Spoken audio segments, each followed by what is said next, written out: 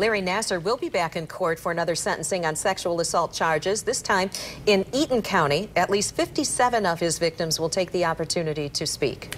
But if not for a former West Michigan lawmaker, that opportunity to face Nassar may not have happened. 24-hour News 817 joining us now on set with how Bill Van Regenmoorder's legacy still lives on, Evan. Yeah, Brian and Sue, as you know, the sheer number of victims in the Nassar case, that is unusual. As part of his plea deal, even victims who weren't named in the criminal case were given a chance to speak. But no doubt, what we have seen play out in court is at least thanks in part to the Ottawa County lawmaker who decades ago dedicated his service to fighting for crime victims.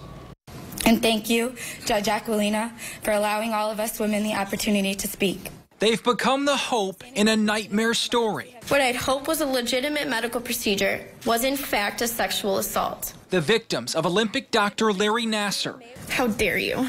Binding together in court to show their strength. It's important for victims to have their say, to let people know what has happened. Ottawa County Circuit Court Judge John Hulsing sat down with us today to talk about victims' rights and how former Republican state lawmaker Bill Van Regenmoorder was a driving force behind them. He wanted people who are victims of crime to be able to be made more whole by having the opportunity of expressing how the crime has affected them. Van Regenmoorder spent his days at the state capitol, but his biggest impact was no doubt felt here in the courtroom.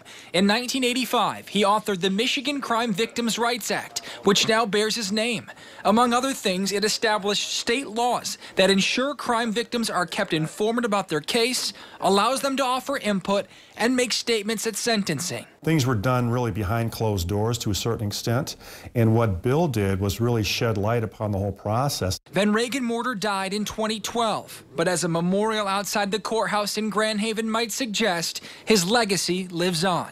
It's fair to wonder what the Nassar sentencing and countless other criminal cases would look like if not for him. But for Bill Van Regenmoorder, who knows what would have happened?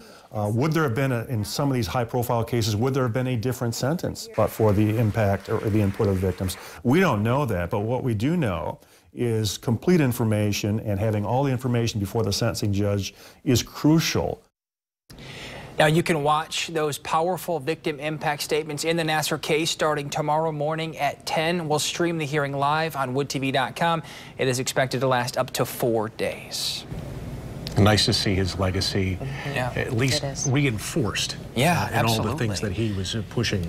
And not just in Michigan, you know, he actually helped other states, some 30 states, I'm told, with their crime victims' rights laws. Became a model. Yeah, it became a model for the U.S. And you could see in this case how important it is. Absolutely. Thank you, Evan. Thanks, Evan.